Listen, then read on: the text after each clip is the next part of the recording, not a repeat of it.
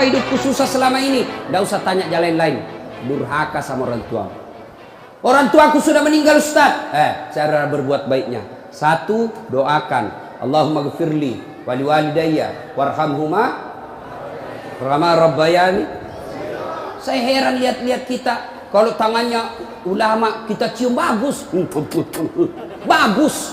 Tapi pernahkah Bapak perlakukan tangannya ibu seperti itu?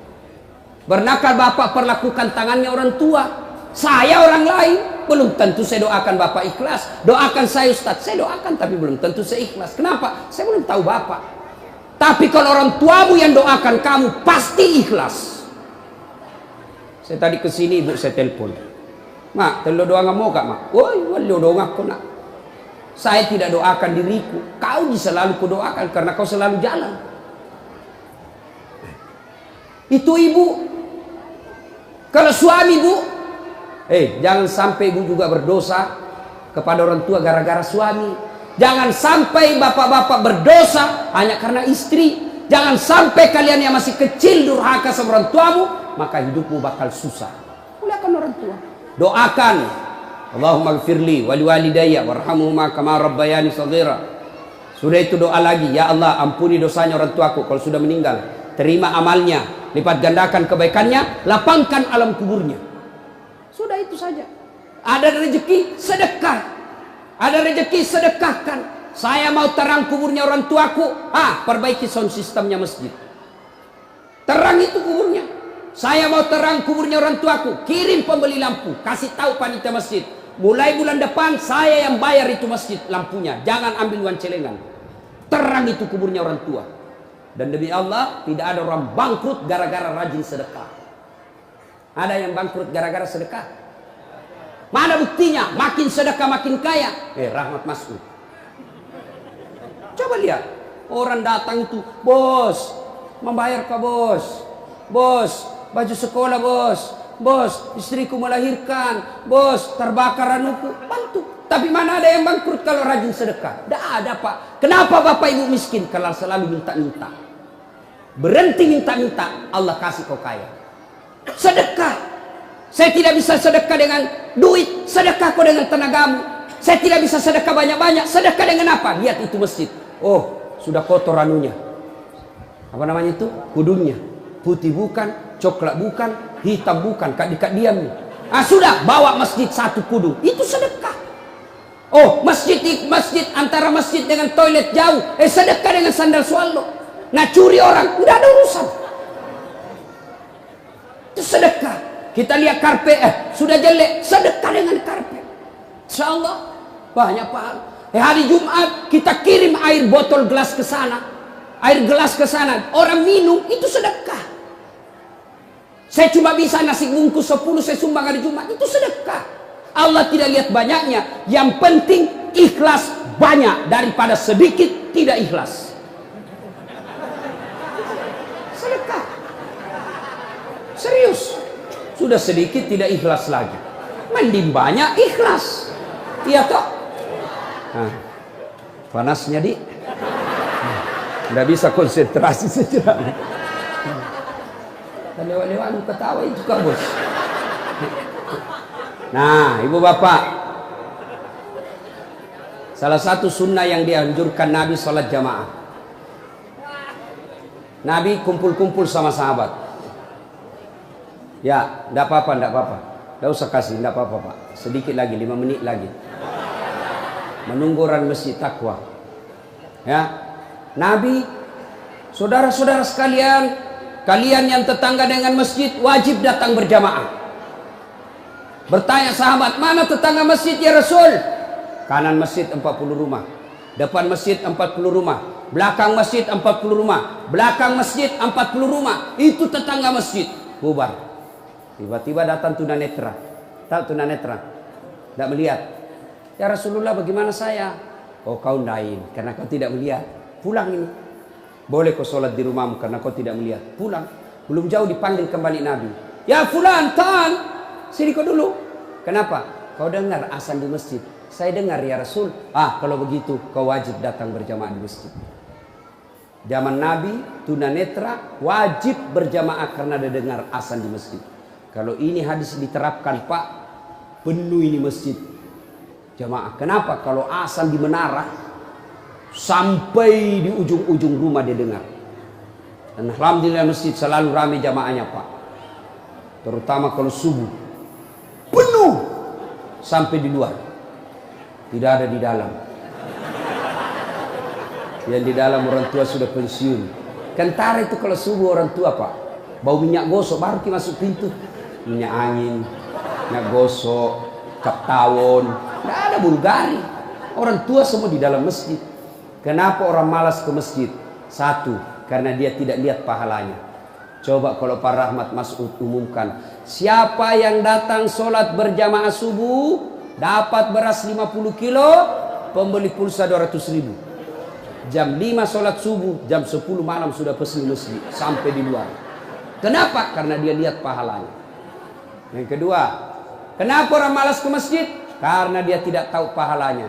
Dengar bapak-bapak ini, terutama kita yang sudah muka-muka sakaratil maut ini, yang sudah tua ya, rajin-rajin ke masjid Pak. Berdoa mudah-mudahan bapak lagi sujud ajal menjemput. Apa keutamaan berjamaah di masjid? Satu, kalau hujan, basah baju, atau kena debu melengket di badan, ke masjid, bajunya yang basah itu melindungi dia nanti pada masa. Tahu mantel Pak? Hujan, kalau hujan pakai payung. Apa tujuan itu payung? Supaya bapak tidak kena air. Supaya ibu tidak kena air kalau pakai baju mantel. Begitulah fungsinya baju yang basah. Ketika bapak ke masjid dan gerimis, basah baju itu. Baju itu bapak yang melindungi bapak agar tidak disentuh api neraka. Sudah. Coba jangan juga salah paham. Teman-teman sudah dengar begini, hujan keras dia buka payungnya. Pergi di jalan, belen-belen namanya itu. Ya. Apalagi keutamaan berjamaah di masjid? Kata Nabi, kalau kau wudhu dulu, lalu kau datang ke masjid, langkah-langkah kakimu adalah jihad fisabilillah. Melangkah kaki kanan, 1 pahala dicatat. Melangkah kaki kiri, gugur dosa kecil.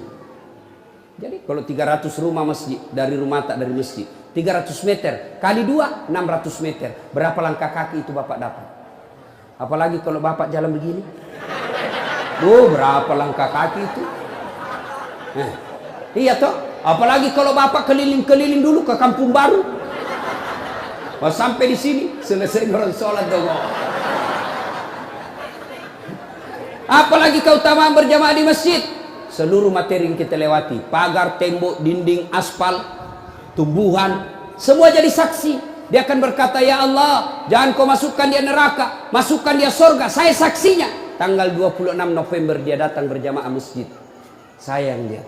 Itulah sebabnya kalau kita sholat jamaah, kalau kita datang ke masjid, setiap kita sholat sunnah di masjid, 2 rakaat pindah lagi, 2 rakaat pindah lagi. Supaya apa? Tambah banyak saksinya di akhirat kelak. Itulah sebabnya Nabi menganjurkan, kalau kau ke masjid, lain jalan waktu pergi, lain pula jalan waktu pulang. Ini amalkan Pak, amalkan, itu sunnah. Bapak datang masjid dari pintu sana, pulang dari pintu sana. Itu makin banyak saksi di akhirat. Yang keempat, lipat 27 kali. Artinya, sekali bapak sholat di masjid, 27 kali sholat di rumah baru sama pahalanya. Apalagi kalau di masjid ada disebut doa bersama. Mungkin di rumah bapak susah sholat, mungkin di rumah banyak godaan, mungkin di rumah ibu bingung, ini saya sudah tahiyat atau belum, ini sudah 2 atau 3, ini apa? Kalau di masjid aman, tidak ada kecemasan seperti itu. Nah, itu datang ke masjid.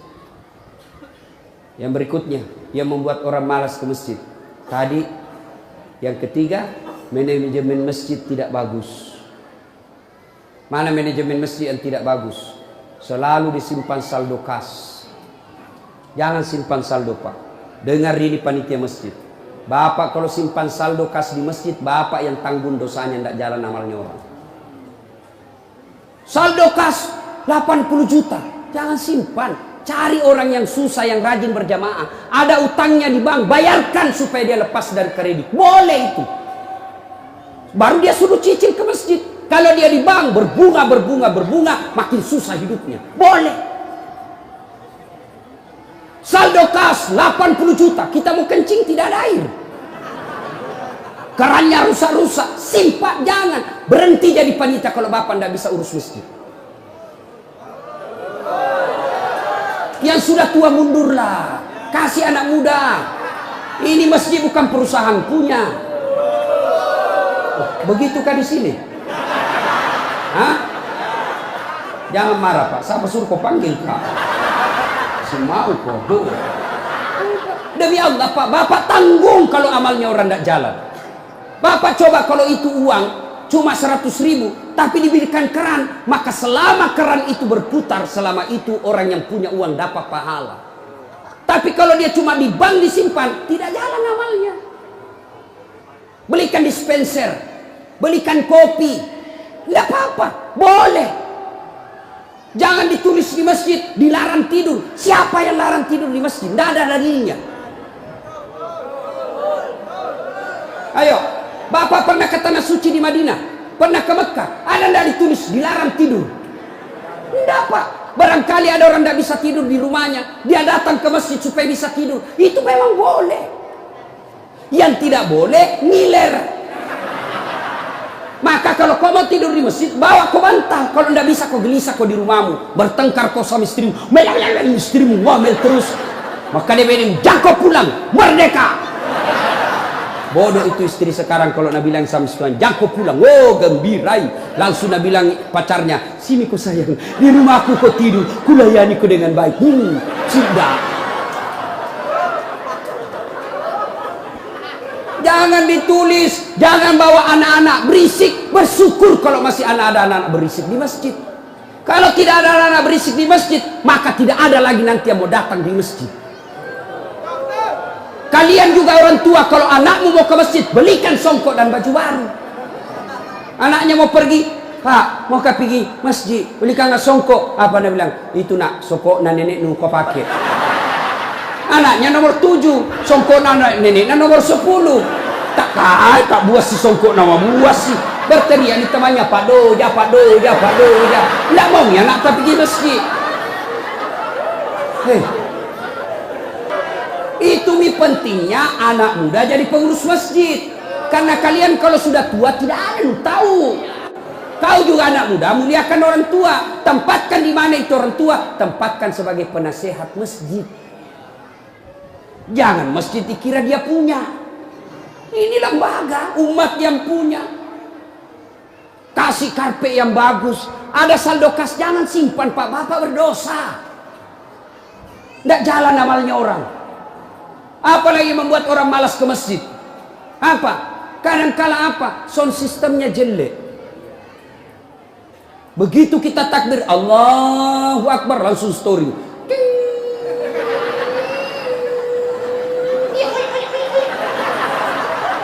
Mau kita perbaiki, sudah makin takbir, terpaksa si tangan ki.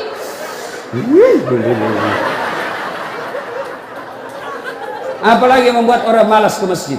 Apa? Kadang-kala muadzin. Jengkel orang dengar muadzin.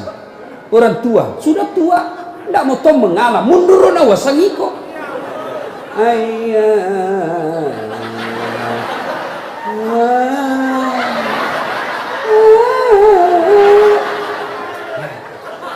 Namun ada iya siro tomato, iya siro. Ayo coba. Iya. Apalah yang membuat orang malas ke masjid? Kadang-kala penceramah. Kita di rumah sudah bertengkar istri, di kantor mumet pikiran. Kita datanglah ke masjid dengar ceramah, mudah-mudahan kita dapat pencerahan. Ini bukan pencerahan, nak kasih takut kita terus. Dibakar pantatmu, ditusuk.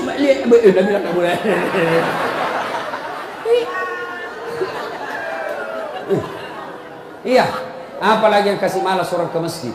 Kadang-kala apa? Imam. Ada juga imam suka sekali baca panjang. Tidak tahu juga apa nak baca. Nagaret memi.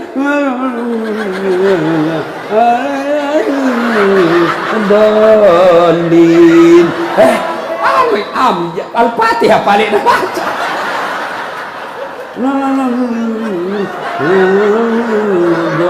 Dalin. Malam petoni tidak jelas. Makanya kata Nabi, kalau kau jadi imam, dengar ini Pak Imam. 1, baca kau yang ringkas. Kenapa? Karena jamaah kita di belakang macam-macam.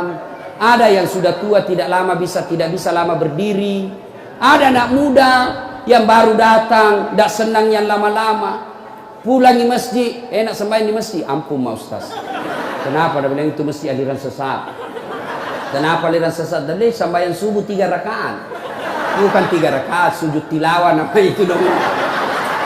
Makanya tuh imam sebelum kau takbir jelaskan dulu jamaahmu. Adik-adik, ini kita sujud tilawah. Sunnah malam Jumat membaca surah As-Sajdah. Pada rakaat kesekian kita harus sujud. Ini bukan 3 rakaat, tapi karena Allah perintah ayat itu dibaca sujud. Jelaskan. Yang sunnah, aliran apa ini? Kenapa 3 rakaat? Enggak, kau yang dongo.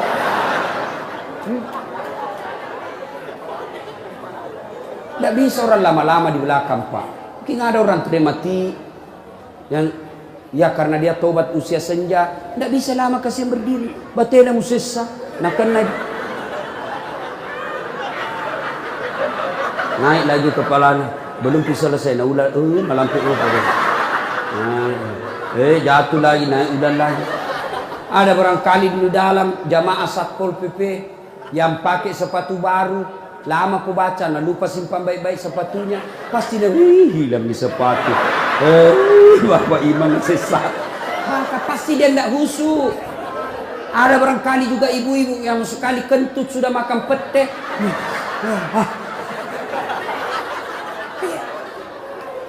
Ya. Yang kedua kata Nabi, kalau kau jadi imam, baca yang umumnya orang hafal. Tujuannya apa Ustaz? Satu, supaya jamaah ikut kalau dia hafal. Coba kalau kita imam baca Al-Fatihah, kita ikut juga toh. Kenapa? Karena kita hafal. Tapi coba imam membaca surah Al-Baqarah ayat 10 sampai 120. Nah, imam sibuk dengan bacanya, kita sibuk dengan hayalan tak. Mau ikut, tidak dihafal.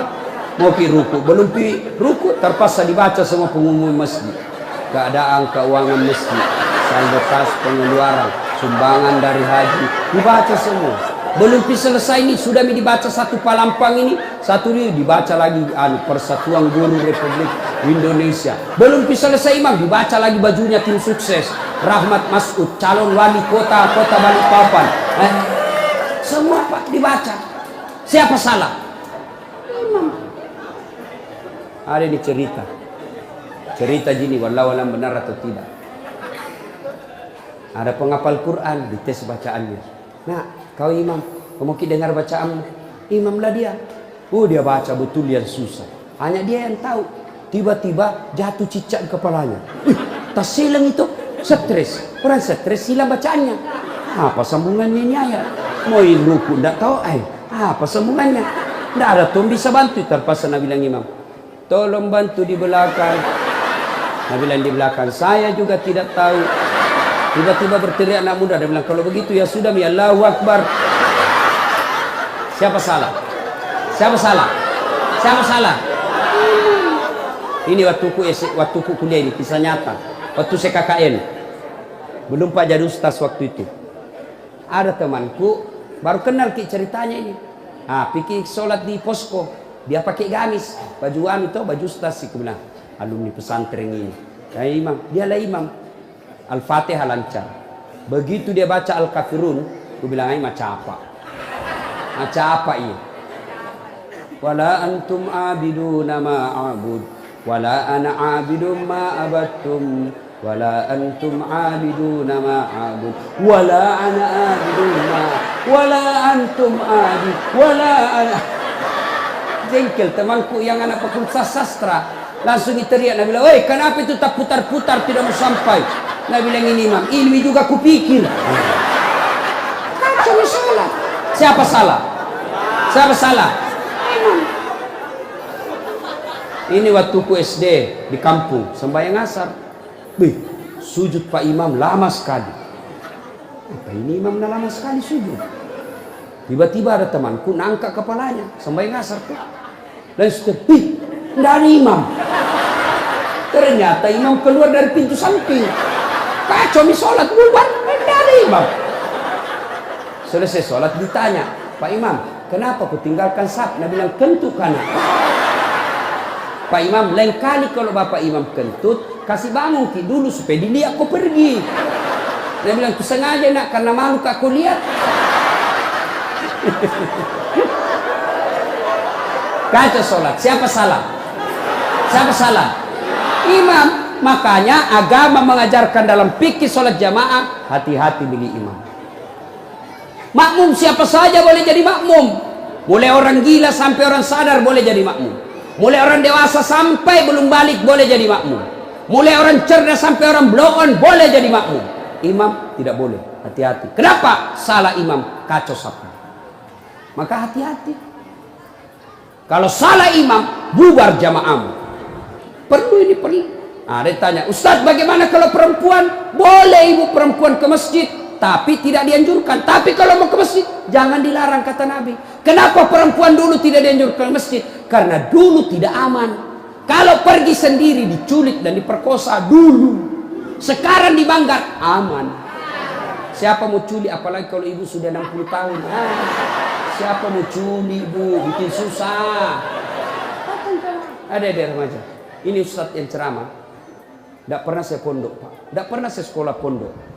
SD sekolah umum, SMP sekolah umum, SMA sekolah umum, sarjana sekolah umum, S2 sekolah umum, S3 sekolah umum.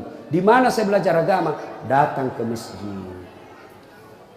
Saya kalau Ramadan dulu zaman SMP dan SMA, saya sudah bermalam di masjid. Waktu itu belum saya tahu apa itu itikaf. Tapi ternyata itulah itikaf, tinggal di masjid. Apa kerjaku? Kalau sudah jam 2 teriaklah saya di masjid.